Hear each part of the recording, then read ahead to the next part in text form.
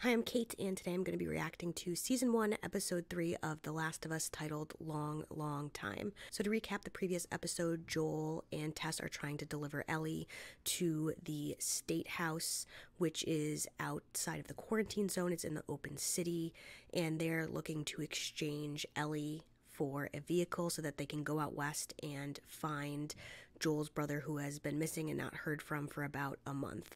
On the way there, they find that the infection within the city has grown, the infected have grown, and they are forced to take a more dangerous route to deliver Ellie.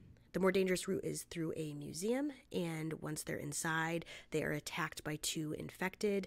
Ellie is bitten and proves once again that she is immune to the bites, and unfortunately, Tess is also bitten. Once at the State House, they find that all the fireflies are dead, and they accidentally trigger one that sets off a chain reaction, and all the infected within the city are headed their way. And in her final act, Tess sets off an explosion that allows Joel and Ellie more time to get away. Which brings us to Caden Corner. I think that somebody took the opportunity to spread the cordyceps at this facility in Jakarta, knowing it is the breadbasket of the world and that it would spread quickly. I know the scientist at the beginning of the episode explained that it could happen for a number of natural reasons, but I'm not sure. This is why it's Caden Corner. I'm not sure I believe it's an accident. I always believe in the more nefarious option. So then another little Caden Corner thing I just want to address is Joel, when Ellie finally explains to them that she is immune to the bites and they're trying to deliver her out west to doctors that are trying to find a cure. Joel says, "Oh, we've heard this before. We've heard all this before about the doctors out west." What if it's true, though? Like, what if there have been doctors out west and there have been people immune, or they have been having opportunities to find a cure or a vaccine, but Fedra or an entity shuts that down and just says that it's crazy conspiracy theories? And then going back through the first two episodes to edit them for YouTube, I definitely noticed a lot more that I didn't the first time around, and I really enjoyed the process of like editing these down and reviewing the scenes and just seeing what I missed or just what stuck out to me more, that I was looking at the scenes more deeply. And one of the first things was that a lot more scenes reminded me of like a video game, and I'm wondering how close some of these scenes are to actual like gameplay. And then another thing, the last thing I wanted to bring up, was when Tess is saying her goodbyes to Joel, she's saying save who you can and to deliver Ellie to Bill and Frank, and she says make up for all we've done that. And I'm wondering if that ties into when Joel is yelling at Marlene, saying that my brother Tommy and I are on the outs and he left because of you guys. So I'm wondering if either Joel and Tess did something against the Fireflies or with the Fireflies, and that act did something to distance them, or if Tess is just, alluding to something else bad that they did, and this is like them making up for it. So I'm curious about that. Okay, so now we are going to finally get into the episode. I know going into this that Nick Offerman is in it, and I know this is a very sad episode. So I have my tissues here ready. I'm hoping I am a crier. So I'm hoping it won't be too much, but I have tried to prepare myself. So let's go. Okay, no cold open. I was wondering if we were going to get like a flashback to 2003 at the beginning of at least the first couple episodes. Ooh, Joel's fist is looking rough. This has got to be the first time Ellie's been out in nature like this, though. It's got to be kind of overwhelming. More bugs than I thought. Look, I've been thinking about... I don't want your sorries. I wasn't gonna say I'm sorry. Nobody made you or Tess take me. Nobody made you go along with this plan. You needed a truck battery or whatever, and you made a choice. So don't blame me for something that isn't my fault. Pretty emotionally mature for a little girl. Does she get a gun yet? I mean, yeah, this I can believe is outside of Boston. There's some great trails and preserves in that area. Frank nice? Frank is. So why do I think that Nick Offerman plays Bill? Because you suck at shooting or like in general? In general. She's gonna break him down. You know, seeing as it's just the two of us. Give her the gun. No. Does that also happen in the game where she's constantly asking for a gun? Is that like a new character achievement unlocked?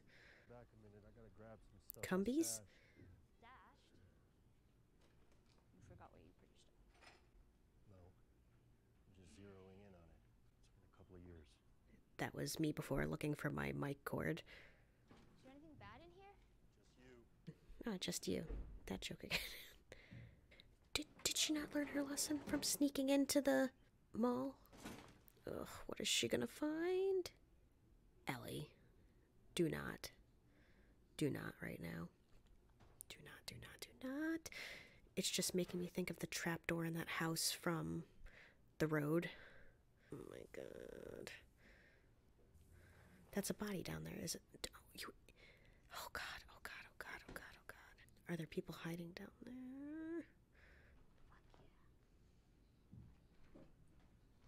I'm just waiting for the jump scare.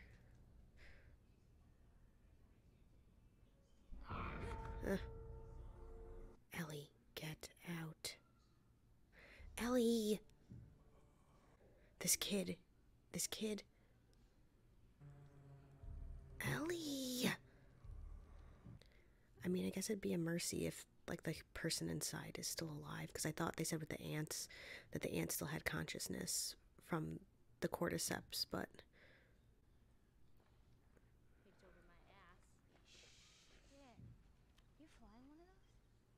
A few times, sure. So lucky. Didn't feel like it at the time. Dude, you got to go up in the sky. How did it even start? If you have to get bit to be infected, Right. then who bit the first person? No one knows for sure, but best guess, cordyceps mutated. Some of it got into the food supply, probably a basic ingredient like flour or sugar. You eat enough of it, it'll get you infected. Friday night, September 26, 2003. By Monday, everything was gone. Makes more sense than monkeys. Does make more sense than monkeys. I can see it. I could see their relationship starting. There's stuff up there you shouldn't see. No, I have to see. I don't want you to. I want to see. Ellie, Oh. told you you were going to a QZ, and you were. If there was room.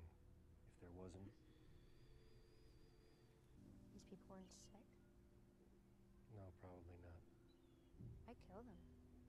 Dead people can't be infected. Those are some small... Yeah, those are some small bones. Oh no.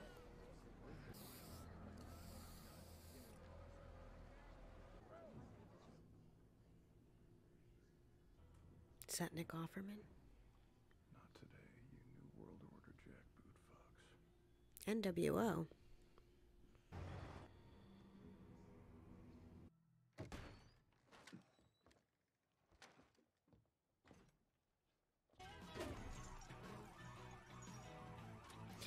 Yeah, I guess this would be step one. The man has a plan.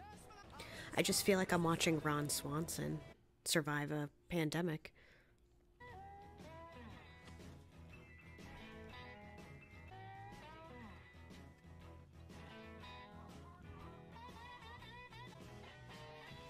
This man was waiting for his opportunity. That guy sprouted fast.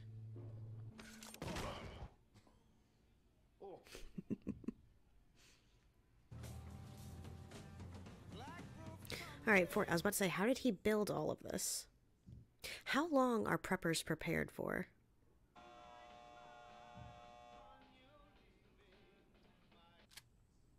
Not infected. Are you armed? No. Why did you take that long to answer? I don't know. I thought about lying for some reason, but the reason didn't come. Thought it would 10. But yeah, I'm alone. From where? Baltimore QZ. gone. Ooh.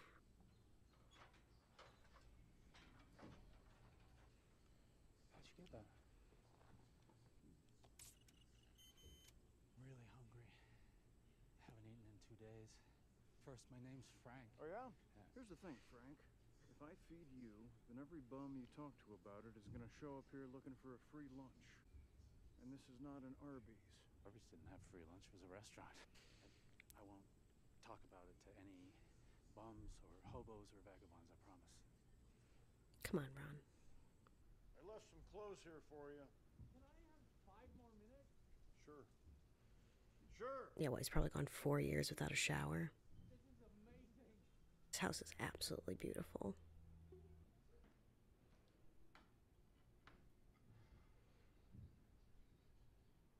Yeah, that looks especially good. I think he's going to quickly discover how nice it is to have somebody to share things with. A man who knows to pair rabbit with a Beaujolais. I know I don't seem like the type. Yeah, you do. Based on the house you live in, yes. I'm just going to say this now. I don't think I'm going to emotionally handle this well because this is reminding me of my 2 uncles who live in a house very similar to this. Thank you. I'm already getting teary-eyed. This is not going to be good. But first, Let me convince you why you shouldn't make me go. you know how much these are worth? Currently nothing. The best of Linda Ronstadt.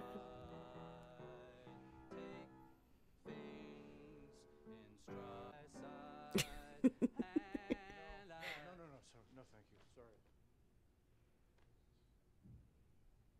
I know Nick Offerman plays the saxophone. Does he play the piano too?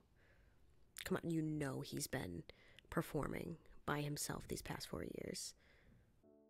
Love will abide, but there's no one. Let's make this a duet.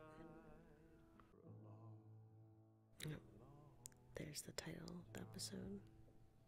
So, who's the girl? There is no girl. I know.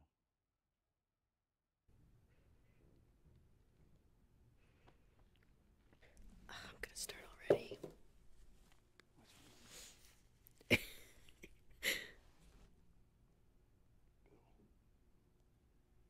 Go take a shower.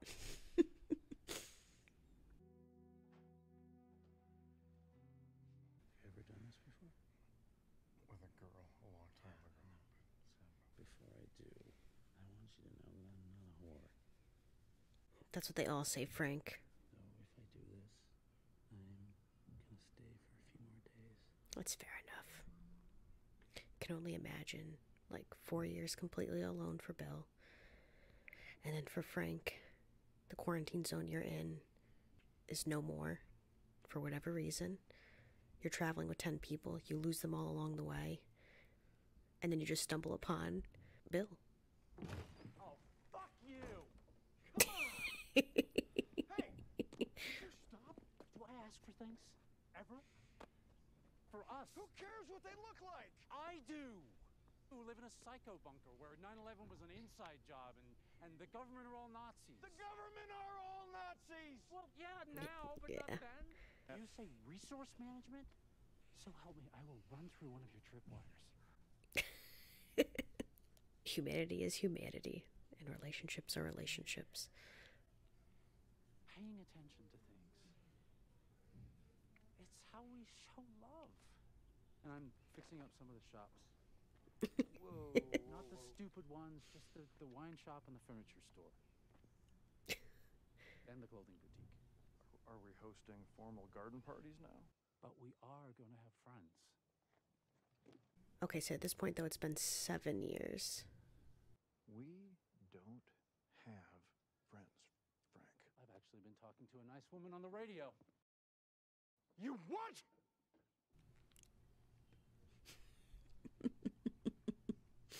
I'm the same way. Oh, you're a paranoid schizophrenic too? I'm not schizophrenic. Well, can I just say, gun aside, which I get, by the way, Tess. how nice this is to have a civilized meal in such a beautiful place. Tess, I want to show you something. Actually, I have been wanting to see it. Not inside. Thank you.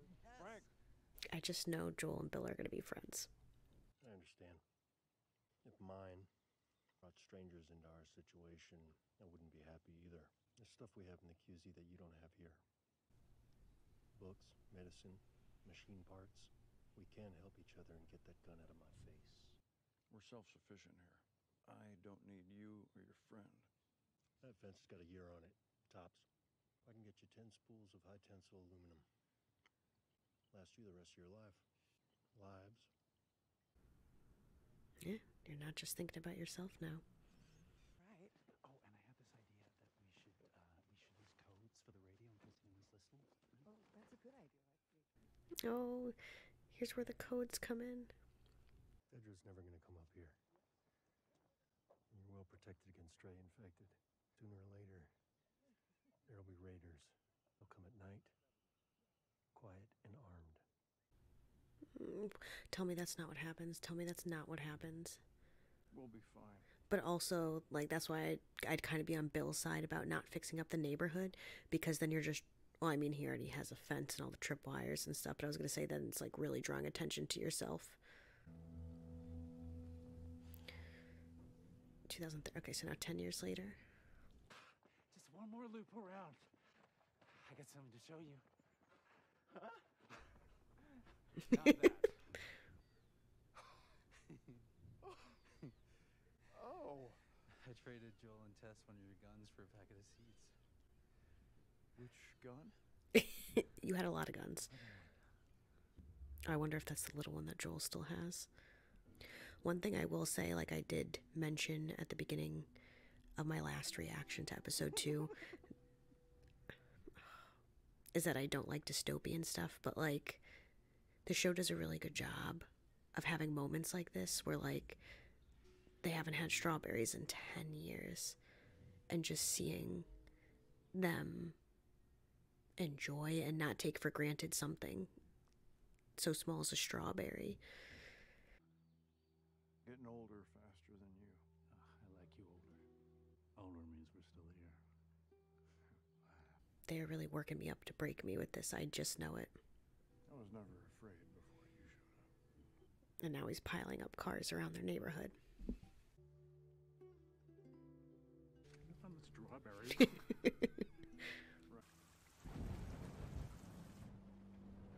No, I'm getting a tummy ache.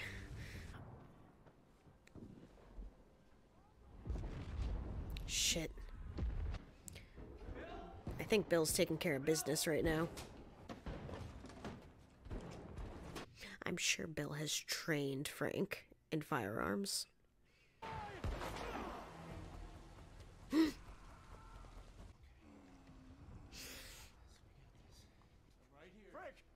Leave the gas on! Leave the gas on. The fence will kill the rest of them. Call Joel.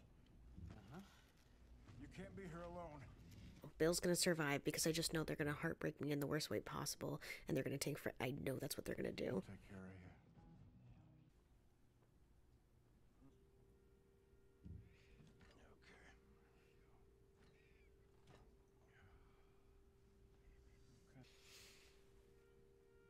you. No.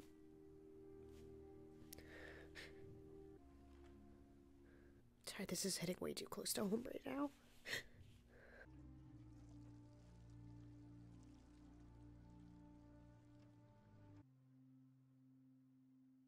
Did you take your pills? Oh, no. One orangey. A little whitey.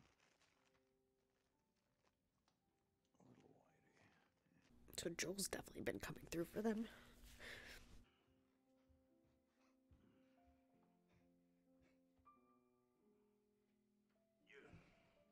I was gonna wait till the end of the episode to explain, but as I said, I have 2 uncles, and they live in a house very similar to this here in Connecticut, and my one uncle has Alzheimer's, and he was an artist.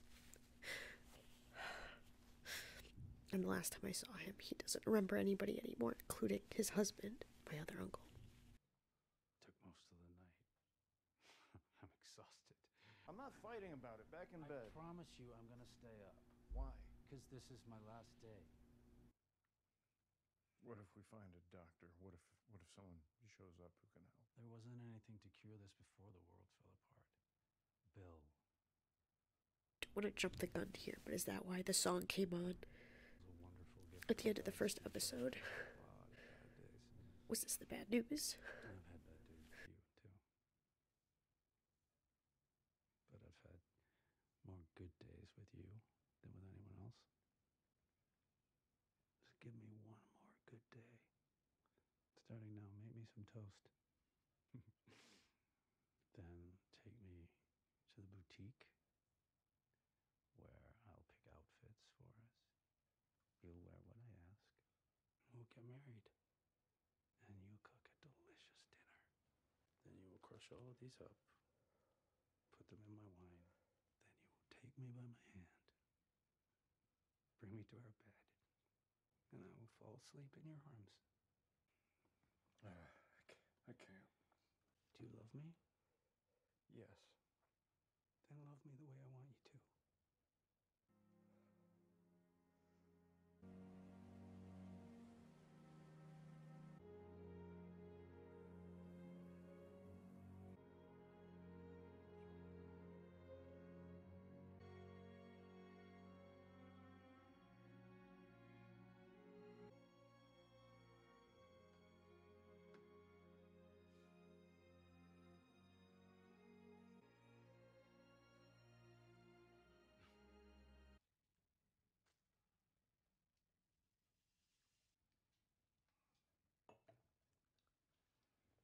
Will it be enough? Yeah. Although it'd probably just give Joel a nap the way he goes.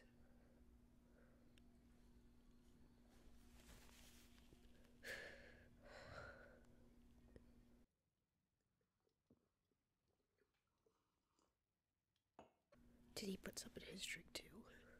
Are there already pills in the bottle? Enough to kill a horse. This isn't the tragic suicide at the end of the play. I'm satisfied. And you were my purpose. I do not support this. But from an objective point of view, it's incredibly romantic.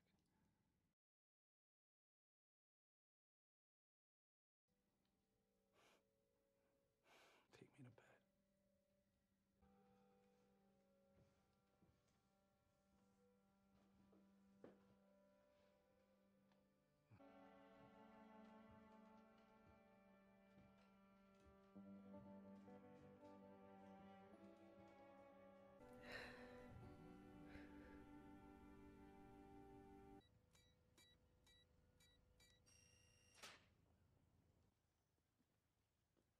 Yeah, he knows something's up.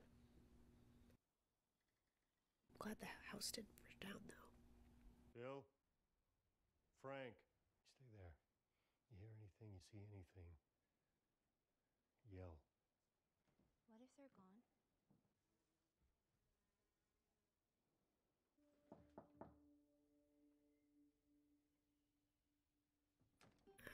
I don't know if I want to see this.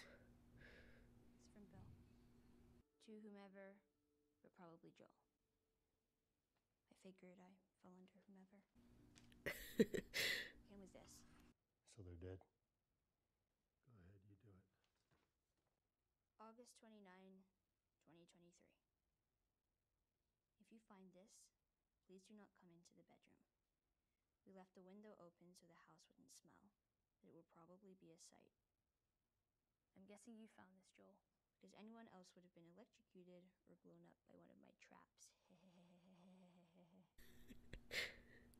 Anyway, I never liked you. But still, it's like we're friends. And I respect you. So I'm gonna tell you something because you're probably the only person who will understand. I used to hate the world, and I was happy when everyone died. I was wrong. Because there was one person worth saving. That's why men like you and me are here.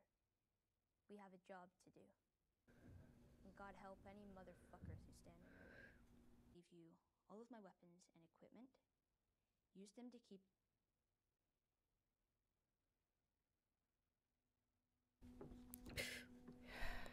I know that Tess said, I didn't expect you to return my feelings, but I still think that Joel had those feelings. He just didn't express them.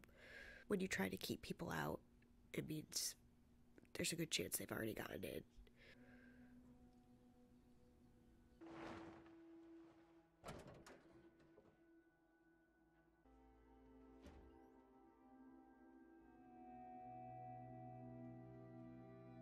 I just finished making a truck battery. It's charging right now. Okay. I have a brother out in Wyoming. He used to be a firefly.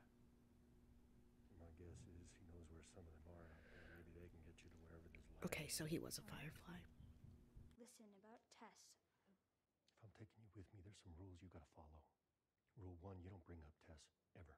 Rule 2, you don't tell anyone about your condition. Rule 3, you do what I say when I say it. What you say goes.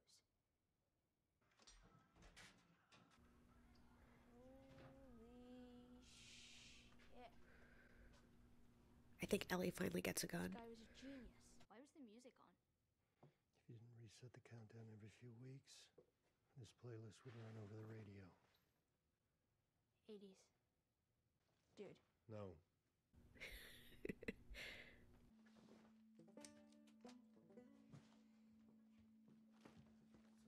They have hot water. I'm taking a shower. And then you're showering. Seriously.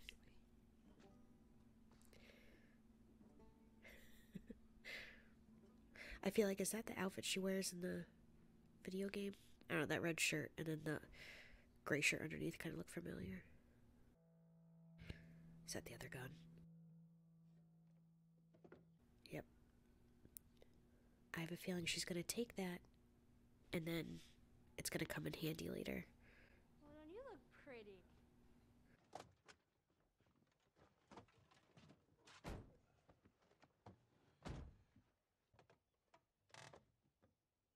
Did you guys find the car? It's like a spaceship. No, it's like a piece of shit Chevy S10, but it'll get us there. Seatbelt. Seatbelt.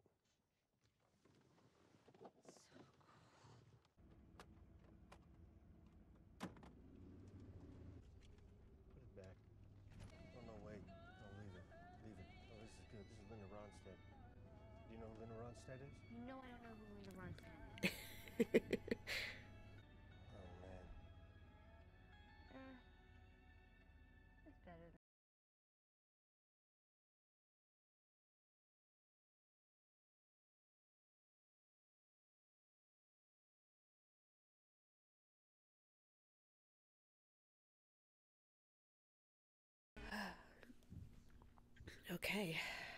Okay, so that was episode 3, long time.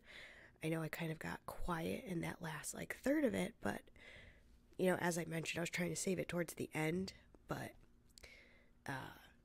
this one really hit close to home.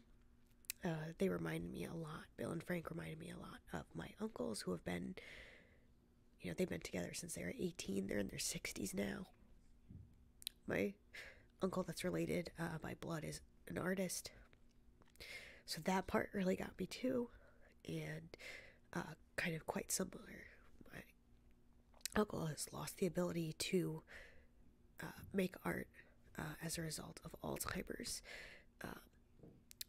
but what I did like about this episode and what I really appreciate is, I said it in each episode, I knew Sarah wasn't gonna last long, but I expected it, her death was tragic and terrible and drawn out, but I expected it to be something more gruesome involving an infected, and then I was just kind of expecting it, as they're giving us this love story, I was expecting either the Raiders or the infected, so I really like that it was on their terms, and myself, the past 3 episodes, I'm always I wouldn't stay alive for this, I wouldn't do this, I wouldn't do that, I would not be able to survive in this world, but this episode really just showed the importance of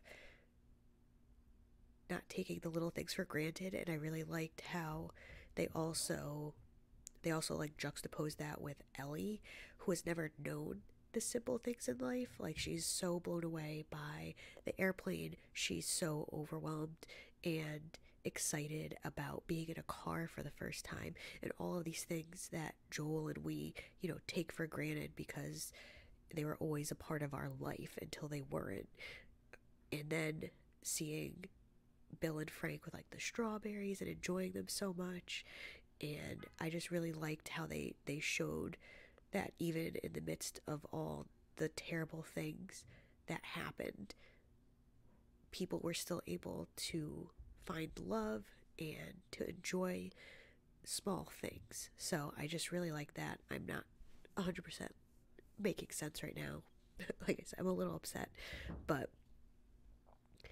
I like when art makes me feel a certain way. I like when it brings these emotions out of me. So I really did love this episode, even though I cried a lot. And I do, since this episode was all about, finding happiness and enjoyment in the little things, then I will just share that, my uncle with Alzheimer's,